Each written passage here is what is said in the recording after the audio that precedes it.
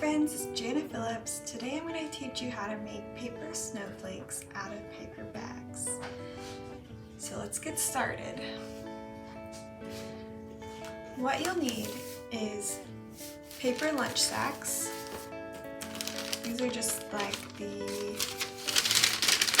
normal kind of lunch sacks. You can find them at Target, Walmart, really any type of convenience store. I got mine in white. You could also get them in brown if you'd like. The other thing you'll need is some glue. I have school glue. You can use hot glue, that works really well, and tacky glue, really any kind of glue that you need to use. I just ran out of hot glue, so we're using school glue today. Scissors, a nice sharp pair of scissors are needed for these because you'll be cutting through a lot of layers of paper. I don't really recommend using kid scissors for this. Pencil, doesn't matter what color, or kind of just any writing utensil. Brads, now these are kind of optional, but they really help hold your paper snowflakes together. A single hole punch. Some reinforcement labels, and that's really all you need to get started. So the first thing you need to do is count out 9 paper bags. So I have in this stack 9. 1, 2, 3, 4, 5, 6, 7, 8, 9. So 9 paper bags is how many bags it takes to create a snowflake. Now, first thing you do is take a bag. You want the flat side up, not the side with the folds, so the flat side up. Lay it down, take your glue, and do a line up the center seam and stop about a half an inch from the top. So we're gonna do my line. Doesn't have to be a perfectly straight line, just in the general direction. And then you do a line across the bottom. That. So we stop at the top because each bag has this little dip right here, and we don't want the glue to go over that, or else you'll end up gluing your bags together by accident. Okay, so we're gonna put these flat side up again on top of another. So I'm gonna line up the bottom of the bag, line that up, press it down, press up that seam with that glue, and we'll do the next one again. So it's a line of glue up the middle. This can be done with hot glue. If you're using hot glue, I suggest do a line, put the bag on top while it's still really hot, and then lift up the bag to do this bottom line, because sometimes the glue might dry a little too fast. So we're gonna glue that. Again, place them on top of each other. Make sure the fold is face down, so you have the flat side up. Then press along your seams, press the bottom.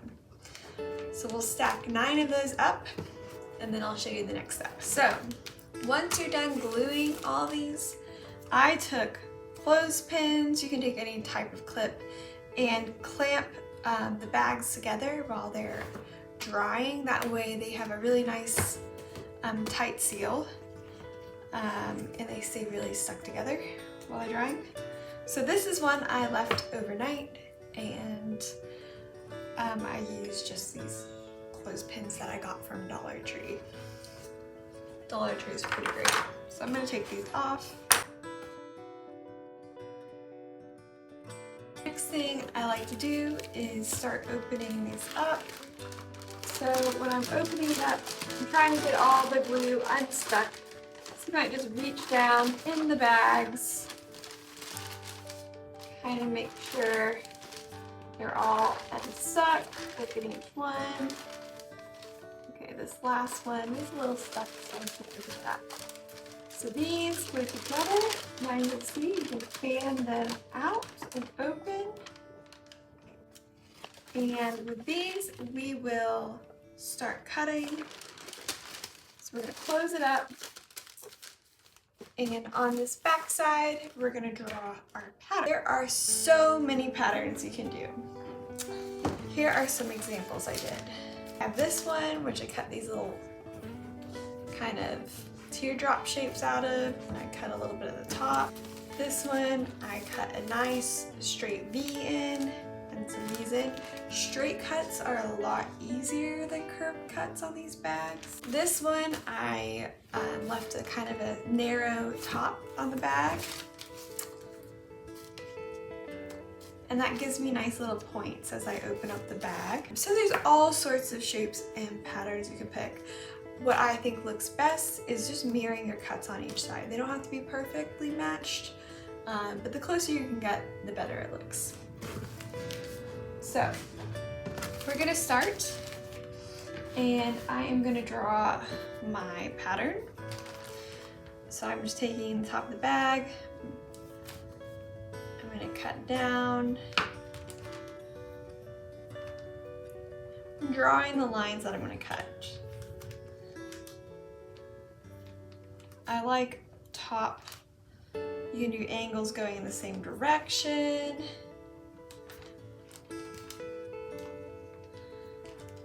You can do triangles. You can do angles going in different directions. This is the part where you can get really creative on how you're gonna cut.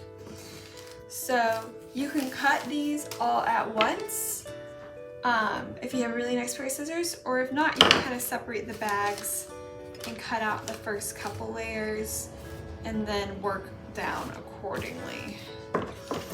So I'm just gonna take my scissors and start cutting. I find it helps if you kind of pinch. So you see, I did that cut. It's not perfect, but that's okay. You won't be able to tell once it's hanging. Getting these corners to line up sometimes can be really hard. So sometimes it takes a few cuts through. The main thing is you just don't want to cut all the way through the middle, or kind of leave that glue together. I have my shape I cut, and now let's open it up and see what it will look like. So here we have it. Look how just amazing that looks. So when you hang this, you can put lights through it, you can backlight it, it'll look really pretty. And it's just a stunning, easy way to do a holiday decoration. So the next part is we are going to punch our holes in it for hanging. And so this kit's a little tricky, but I'm gonna go ahead and, let's see, get my reinforcements ready. And we're going to open this bag back up. And I'm gonna line up the top of this bag. So line up this top of this bag with each other. Then I'm going to take my hole punch, and it can be from the side, from the top, whichever you prefer, punch your hole at the top. So I find it easier to close this back up when you're applying your reinforcements. So I'm just going to pull one of these reinforcements out.